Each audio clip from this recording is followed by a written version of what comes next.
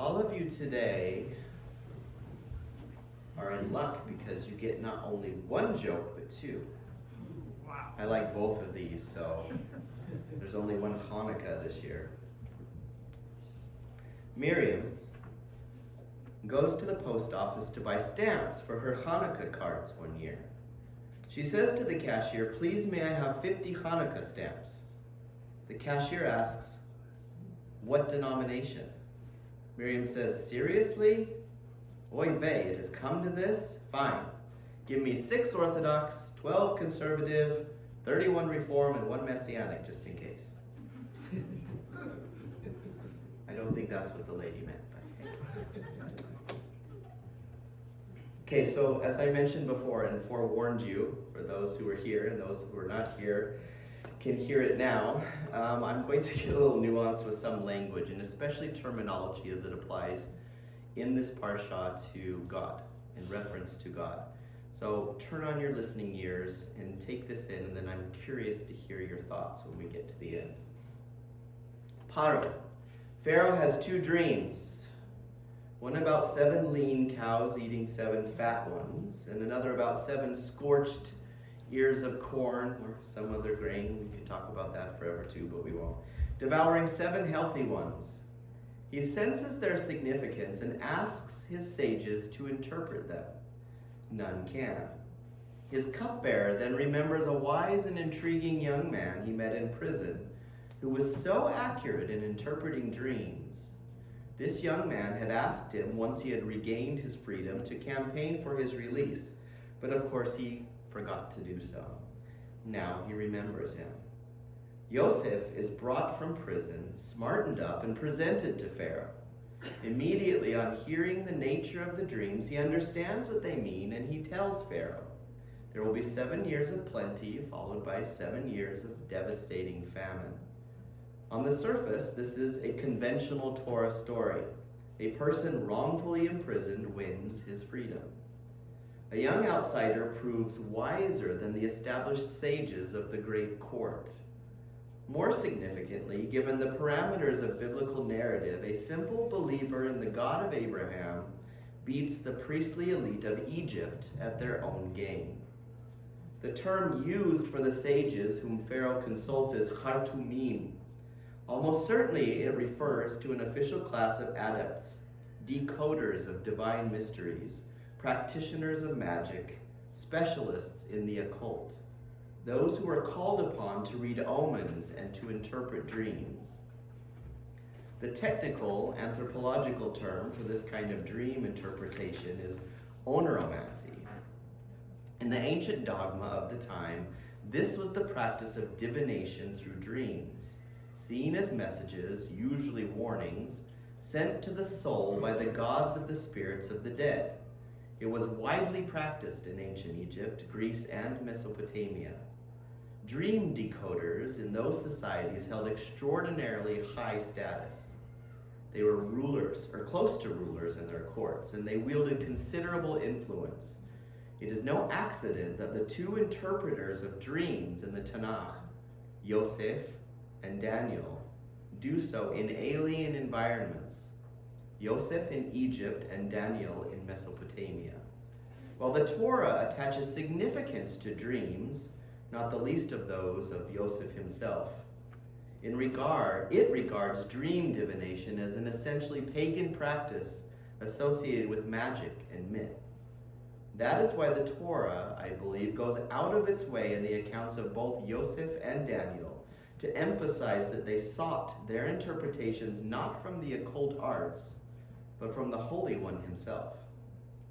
There are, however, beneath the surface, more profound motifs at play. I would like to examine one of them, which has immense implications for our faith as a whole. 3 times the word Elohim appears in Genesis 41. The first is when Yosef explicitly disavows any personal skill in interpreting dreams. "I cannot do it," Yosef replied, "but Elohim will give Pharaoh the answer he desires." The second and third times are uttered by Pharaoh himself.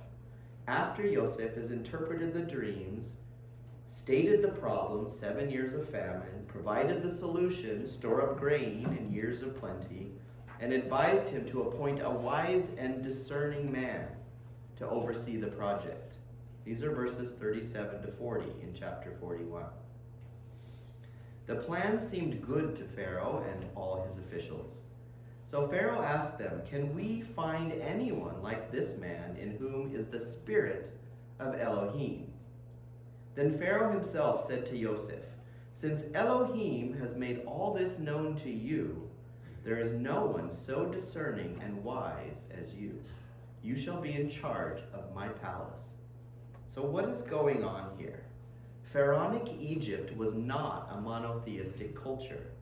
To the contrary, it was a place of many gods and goddesses, the sun, the Nile, animals, and so on. To be sure, there was a brief period under Ikhnaton, which is Amenhotep IV, when the official religion was reformed in the direction not of monotheism, but of monolatry. And monolatry is just a fancy term for someone who worships a single god without disputing the existence or possible existence of others. So there's a distinction there between monotheism and monolatry, being, hey, we worship one God, but we acknowledge there may be others. But this worldview in the history of ancient Egypt was short-lived, and certainly was not a part of the Egyptian theocracy at the time of Joseph. The entire biblical portrayal of Egypt is predicated on their belief in many gods, against whom God executed judgment in the days of Moses and the plagues. Why then does Joseph take it for granted that Pharaoh will understand his reference to the one true and singular God, an assumption proved correct when Pharaoh twice uses the word himself? What is the significance of the word Elohim? As I have mentioned at other times, the Tanakh generally and the Mosaic books specifically have two primary words for God. The four-letter name we allude to as Hashem or Adonai, the Yud He Vav He of the Tetragrammaton, and the word Elohim. The sages understood the difference in terms of the distinction between God as justice, Elohim, and God as mercy, Yud He Vav He. This led them to their famous comment on the opening words of Torah. In the beginning, Elohim created. Namely, that God initially sought to create the world under the attribute of justice, but discovered that it could not persist by justice alone. Therefore, he combined justice and mercy and compassion. This alone allows humanity to survive. The philosopher-poet of the 11th century, Yehuda Halevi, proposed quite a different distinction, based not on ethical attributes, but on modes of relationship. Halevi's view was this: the ancients worshipped, the ancients meaning those nations that surrounded Israel, Egypt, Babylonia, the Syrians, and so forth, worshipped forces of nature, which they personified as gods. Each was known as El or Eloah. The word El, therefore, generically means a force, a power, an element of nature. The fundamental difference between those belief systems and what the Torah says, what Jews believed, that the forces of nature were not independent and autonomous. They represented a single totality, one creative will, the author of being and the creator of all things. The Torah, therefore, speaks of Elohim in the plural, meaning the sum of all forces, the totality of all powers. Elohim is an abstract noun meaning all that exists and every cause that shapes their interactions under the aspect of a single creative force that brought them into being. Moving from ancient to contemporary world, we might say that Elohim is God as he is discovered in our finite understanding of the universe and creation, the various forces that give the universe its configuration, and the genetic code that shapes life from the simplest bacterium to humans. Yud He Vav He. The holy name of God is a word that has different logical form. It is, according to Halevi, God's proper name. Just as the first patriarch was called Abraham, a name, And the leader who led the Israelites out of Egypt, another description, was called Moshe. So the author of being, Elohim, has a proper name. The difference between proper names and generic descriptions is fundamental. Things have descriptions, but only persons have proper names. When we call someone by name, we are engaged in a fundamental existential encounter. We are relating to them in their uniqueness and ours. We are opening up to them and inviting them in readiness and respect to open themselves up to us.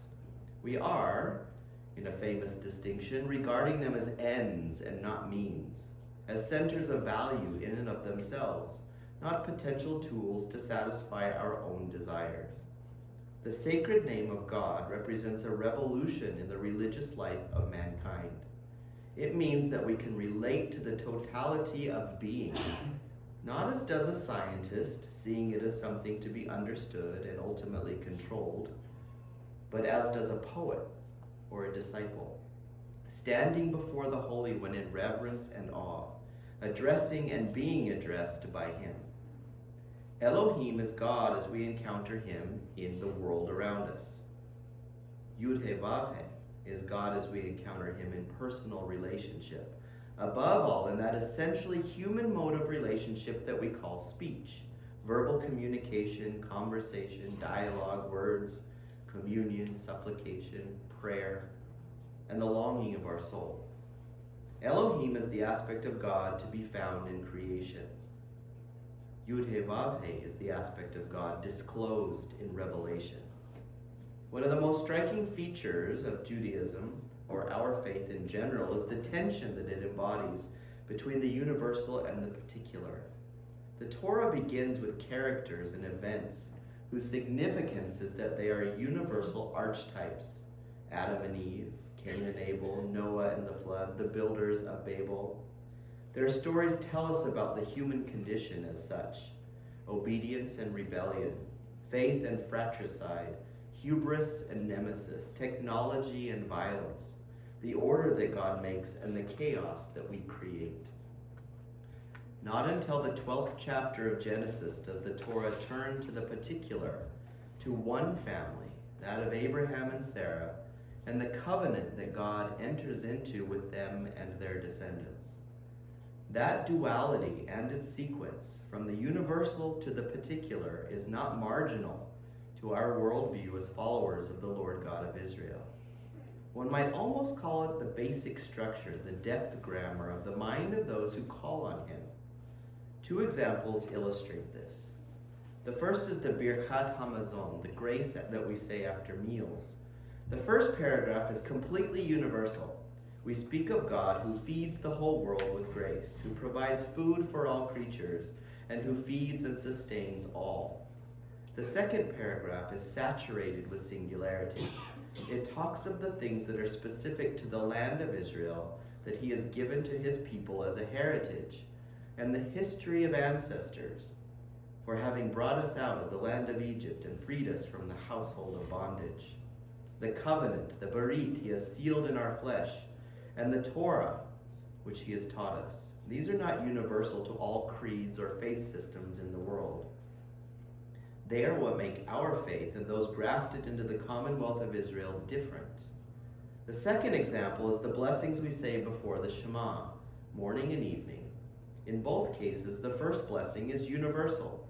It speaks of nature and the universe, light and darkness, the cycle of time as it moves from day to night or night to day. There is nothing here specific to Jews or Judaism, Israel or a covenant with God, or followers of the Master. The second paragraph, however, is about a special relationship between God and his people. In exquisite poetry, it speaks about the love of God for his chosen, and the expression of that love in the Torah that he has given. Here, prayer rises to heights at once poetic and passionate. The duality has legal theological expression in the form of two covenants, the first with Noah and all humanity after the flood, the second with Abraham and his descendants, given detailed articulation at Mount Sinai and during the wilderness years. On the one hand, there is the Noahide covenant with its 7 commands, Do not murder, steal, commit adultery, blaspheme, worship idols, or practice needless cruelty against animals, together with a positive commandment to establish a system of justice. These are the minimal and basic requirements of all humanity as such, the foundations of any stable and morally acceptable society. On the other hand are the richly detailed code of 613 commandments that form Israel's constitution as a kingdom of priests and a holy nation. Not only is the duality worked out in the form of law and ethics, covenant and command, it is also expressed in Torah's dual epistemology, its twofold scheme of human knowledge. This was given lucid expression in an ancient exposition. If you are told there is wisdom, chokhmah, among the nations, believe it. If you are told there is Torah among the heathens, do not believe it. Torah and chokhmah are both biblical categories. Torah is to be found primarily in the 5 books of Moses, generically known by that name. The primary text of chokhmah, wisdom, is Mishlei, the book of Proverbs, but it is also found in Kohelet, in Ecclesiastes, as well as Job. The word chokhmah appears 37 times in Proverbs 18, 18 times in Job, and 25 times in Ecclesiastes, and only 35 times in the rest of the entire Tanakh. The difference between them is this. Chokhmah is the truth that we discover. Torah is the truth that we inherit. Chokhmah is the universal language of mankind by virtue of the fact that each and every one of us is created in God's image and likeness. Torah is specific to the heritage of Israel. We read, "He has revealed his word to Jacob, his laws and decrees to Israel." Chokhmah discloses God in creation. Torah is the word of God in revelation. Chokhmah is ontological truth, the way things actually are. Torah is covenantal truth, how things ought to be. Chokhmah can be defined by anything that allows us to see the universe as a work of God and humanity as the image of God. Torah is God's covenant with his people, the architecture of holiness, and Israel's written constitution as a nation under the sovereignty of God. So there are the universals of our faith: creation, humanity as God's image, the covenant with Noah, and knowledge as chokhmah. There is also the particularities: revelation, Israel as God's firstborn child, the covenants with Abraham and the children of Israel at Sinai, the knowledge as Torah. The first represents the face of God, accessible to all mankind, his creation. The second, that special, intimate, and personal relationship he has with the people he holds close, as disclosed in the revelation of Torah and the redemption of mankind through Messiah Yeshua.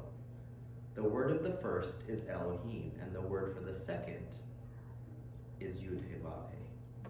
We can now understand why it is that Genesis works on the assumption that one aspect of God, Elohim, is intelligible to all human beings, regardless of whether they belong to the family of Abraham or not.